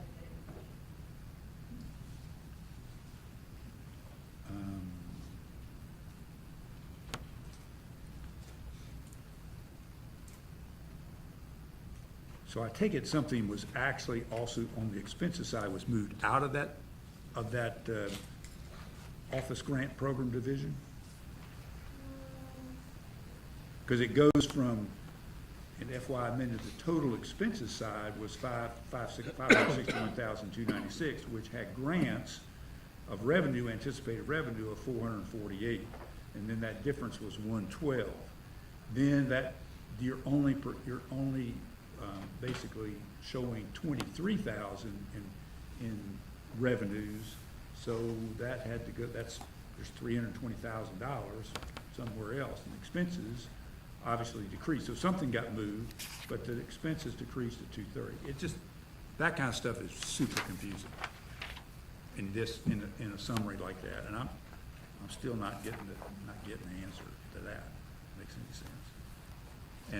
And the rest of the sheriff's budget, executive leadership's got 11% increase, support services division's got 11% increase, the enforcement division has an 8% increase, two small areas. Animal Services has a 2.76% decrease. Detention Center is 2.42%, which is a modest increase. So, I mean, there's a, and you summarized, there are some staffing changes that were approved and increases in the sheriff's budget. But dollar for dollar, I'm not sure, I mean, you begin to look at those increases, those are pretty substantial. And we also right-sized their overtime budget. And They where also- is that, by the way? Where, is it within every department, buried in every It's in department? It's in personnel services. We can get you this. Yeah. And we also, in the sheriff's office, and Kimberly can speak more to this, I mean, some of their stuff is increase in contracts, but Axon is one of them, and, That's right, the largest contract increase in Axon is increasing by over $355,000, that's a 34% increase this year. That was a plan, it's a 5-year agreement that we entered into last fiscal year. Last year there was, part of the plan, the contract was not an increase last year, but we do this with the contract that was approved, the plan 35% increase this year, so that's a big one. The jail medical contract with NASCARE is increasing $326,000. The food service contract in the jail is increasing $66,000. And then we added the P&G contract for the jail staffing, $750,000. And the SRO contract was to change care, in Barnett County Sheriff's Office, about $700,000 there. and then it also includes my enhancement recommendations. So in all of these departments, if I had an enhancement recommendation, that was also included. Yeah, that's substantial. And something that perhaps you could put on your plate for next year is that this Axon contract, I've discussed this at one time with the mayor about we have 3 different contracts in this county, in Kernersville, Winston-Salem, and us, that are all doing the exact same thing with the real-time law enforcement center. They're all doing the same thing. There has got to be a way to consolidate that into a single contract. You can still have 3 operational areas, I'm sure, and do that, but there's way, I mean, this is just a problem. I mean, to do that and to spend that kind of money with a single contractor that we're at their mercy. Our contract's going up $300. I bet the city's is going up a bunch, and I bet Kernersville's is too. And somewhere you have to look at what you're getting out of that in comparison to what you're spending, and we're basically at the mercy of a single vendor. And we've got to look for some buying power issues together. I mean, that's just, may agree with me, but it's hard to get this off the ground. Maybe the management staff can do a better job in that case. There's just a couple of them. Environmental assistance and protection. $3 million budget's going up 13.87%. 13.87%. I read that description and I didn't quite got part of that out of that, but it's Loss of revenue. Just in general. there's what I 200,000, see- there's about almost 200,000, not quite 200,000 lost revenue, but an increase in expenses, of our expenses, about 14%. And those are all pretty much in personal services is the real growth of that one. It's about They 20,000. did have some sort of equipment that they needed to make sure that we were able to maintain, some funds. I think it was a grant or state funds. So again, I'm going off memory, I'm looking at y'all. And, I think some of the franchise increase cost as well. The equipment purchase from federal non-matching grant funds in FY '25 requires calibrators to operate that they bought with funds last year that they never paid with county money. So they have to have these calibrators to make those work correctly. And that was a total of $17,500.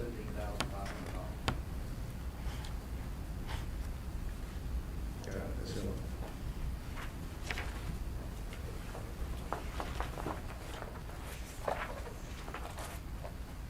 And similarly, inspections going up 14%. These are small things, these are small things. But 600,000, over expenses of 600,000, we're 440,000 of that. Yeah, that's obviously city county department, and that number is provided to us from the city of Winston. It's, it actually, we did not get a whole lot of background information on what the increase was there, but I will definitely follow up. But there's a reduction in revenue there. Is really the driver. I mean, the expenditures are up too, but the revenue's down. And it's based on, it's based on the number of inspections in the city and in the county, and the number of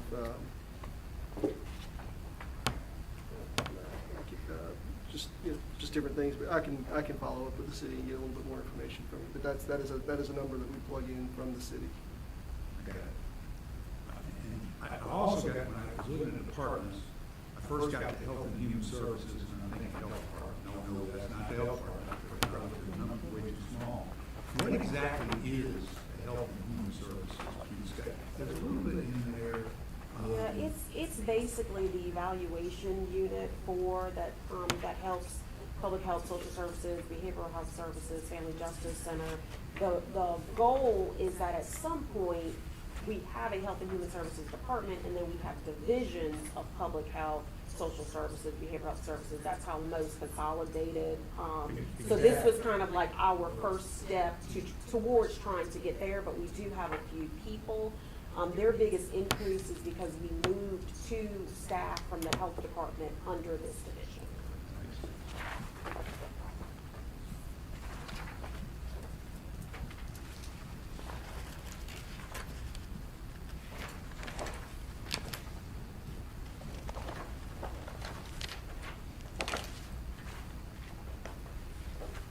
Big departments.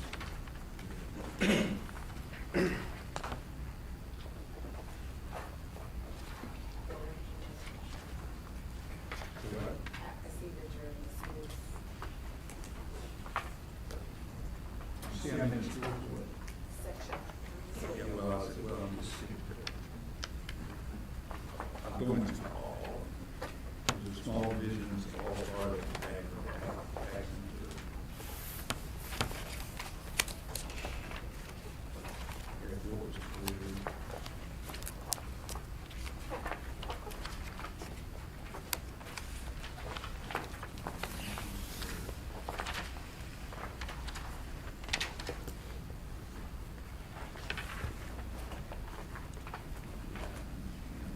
Purchasing is another city county department. That's correct. That's 18% increase. Similar kind of issue, maybe we could explore. We actually did get some background information on the purchasing side, and it's a formula. It's a formula thing, and it's based on the number of purchase orders, the number that the city has. It's the number of times we ask purchasing to go out for bid, and we do have the backup on that, and I can provide that for you. Checked out. The communication part of it, actually, that's an area we need to invest in. It's the survey. The survey was a big increase, and the things that I think we're doing there are improving our communication footprint.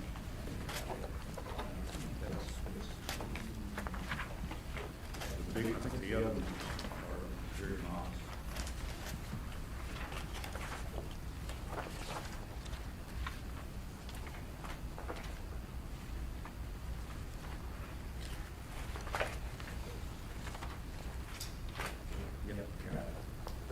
Any of my general questions? Any others?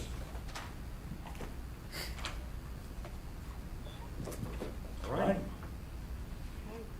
We're done for this day, I guess. We're done? We do have a, do you want to hand out this Yes. one thing? Yeah. Or, I mean, in terms of your community grants discussion for next week, hand this out. This is a little bit of a matrix of community grants, funding, and the first column is these organizations received from ARPA, And then the next section is really what we received in FY '25, we received departmental contracts, behavioral health funding, opioid settlement, home community care block grant, JCPC, the rural operating assistance protection, and or community grants from FY '25. And then the pink columns are what was requested, what came out of that staff recommendation or the staff review, and then the behavioral health and opioid settlements as well. So that's a list of that. We have another handout too if you want it, or we can wait. At least I did. I don't know where it went. Here it is. Yeah. I don't know how helpful this is, but this is that little worksheet that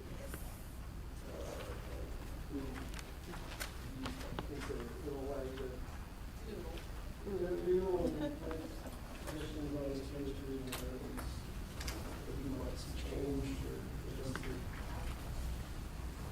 it. I'll just say while he's passing that out, because I'm just quickly looking at this, and we can email you. There's a few on here that were awarded ARPA funds, but they either withdrew or the board withdrew the funds, and so, like, I'm pretty sure Downtown Winston-Salem Partnership did not accept their money. They withdrew. Yeah, NC Rush was awarded, but they, the board withdrew because they couldn't, manage the funds. There's a few, so we can send a list just to make sure you have that, just as a FYI. So I thought that, Jason Teal came to the meeting on Monday night to talk about. That was ARPA. He did previously receive community grants. I think 20,000 maybe. Yeah, yeah. Yeah, it looks like 20,000 in So you're saying that he was awarded ARPA 15,000 previously? But he declined it. Right. But he declined that. He declined the ARPA. but it looks like in last year's, I assume the column that's next to FY '26 requested on the community grant, I assume that those are really community grants, the FY '25 budget. Yes. The green column. Yes, I'm sorry, that's last right. one. That's correct. So for example, Mr. Woodbury, there's 20,000 listed, so they actually got it. The budget means they got it, so they received 20,000 last year. And they requested 25 this year. Yeah, they didn't get anything, okay. And we're not recommended for any. Yes. As I understand it, there were a number of those economic development organizations that were previously, as of 2 or 3 years ago, included in the departmental budget, and were moved out of that, similarly to a number of the aging services grants, were moved out of the departmental budget and put into community grants for the first time. And included were, basically, those economic development organizations were not used to providing the kind of contract services breakdown that we insist on normally in the community grants process, and have, I get it, just never satisfactorily Right, I mean. provided that kind of detail. This is what we're getting for the money. Right, I mean, I think, when we were asked, I think it was last year, what I should say is, we contract with several community organizations with interdepartmental budgets. But on some of the, community economic development ones, we were asked, if we really needed it, in the department. And it's not things that the department needs, because it's not providing a per se to the department in the same way as others. And so they were transitioned under community grants. Because again, with the same understanding that departments are already requesting what they need. If the board wants to provide additional funds for community organizations, I think for us, what I would love in your discussion on Thursday is if there is always a set amount you want in the budget for community grants, then I need to know that. Because if it is discretionary, I am always going to look at, I'm the county manager, so I'm gonna always look at county services first. So if there's an amount that the board always wants, then I know not to touch that amount. And so that would be the direction that would be helpful for us. In addition to the community events, I think that per policy, we may need to add organizations that make over millions of dollars that are active. I actually have thought about that and looked at the 990 issue, looked at the 990 forms, and there's an organization over X size, 5 million, then it gets to the point that Commissioner Wisenhunt raised about, if you got a $10 million budget, and you're a nonprofit, then you have some discretion about how you do your budget, just like we do. And that it may be, we may not, I just think all those things come into play. And actually what Aisha Carter said earlier is a little, we used to have a rule that after 2 years, you became permanent on community grants. And then it was almost impossible for us to look at the new request because there was already baked in the old request, and it became really hard to analyze this at this time. So apparently what Charlotte's doing is, after 2 years, it either moves into a department to accept it or not, or it ends, apparently. Something like that is to get it out of the community grants and into a department to manage it. Like what Commissioner Bessie was talking about is like an aging services department. And that could be a subset of DSS, for example, or something like that. And it could have, that would be the place they could manage those. And then Clydeum, for example, they've been a part of, they're in our building, they've been a part since the Science Center and all those things. I don't know where they need to go, but I don't think they need to be a community grant either. I would just caution that the board, make sure you're not discussing boards that you are on.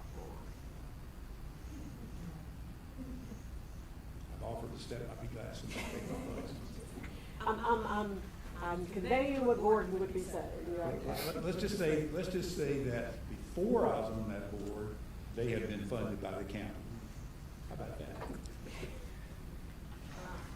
I know of one of these organizations that gets federal funding. Did you look to see the kind of senior services gets federal funding elsewhere?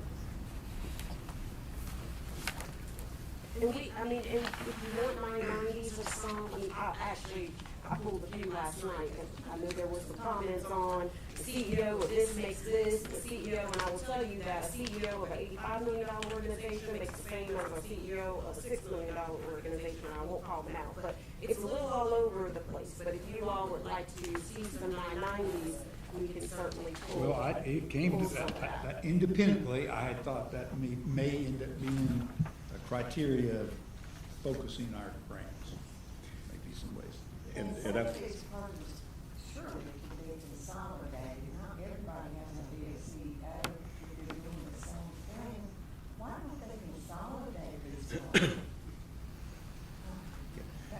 Whatever information that would be helpful for you all, let us know, because we'd be happy to pull that together. And I would like to say in response to, Commissioner Wisenhunt's, well thought out of concern, I am not arguing that we feel obligated to put $1.89 million this year into community grants. That was a cap, not a floor. And there are a number of grants, some of them fairly large, in the 1.89 million staff recommendation that I am not prepared to argue for in our discussion. There are some that I am prepared to argue for, but not by any means everything that was in there.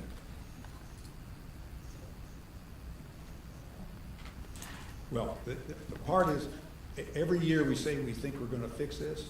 And last year, I thought we fixed it. But we have spent about as much time this year, maybe more, than we used to in the past. So I'm either deciding it's unfixable or we ain't arrived at the right formula yet. It was a better process. We just had a little snappy. Okay. Anything So- else? Anything else to be discussed? Anybody else want to say anything? Anything else besides community grants you want us to be prepared to discuss next week? I can't think of anything today, but I might by tomorrow. What time do you have to start to discuss that? Well, what would be a good time? I don't think we need to start at 9. I think we just start it later.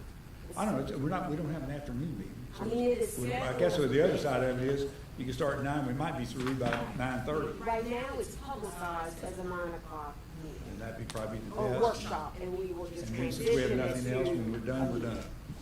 Say that again, Mr. Morris.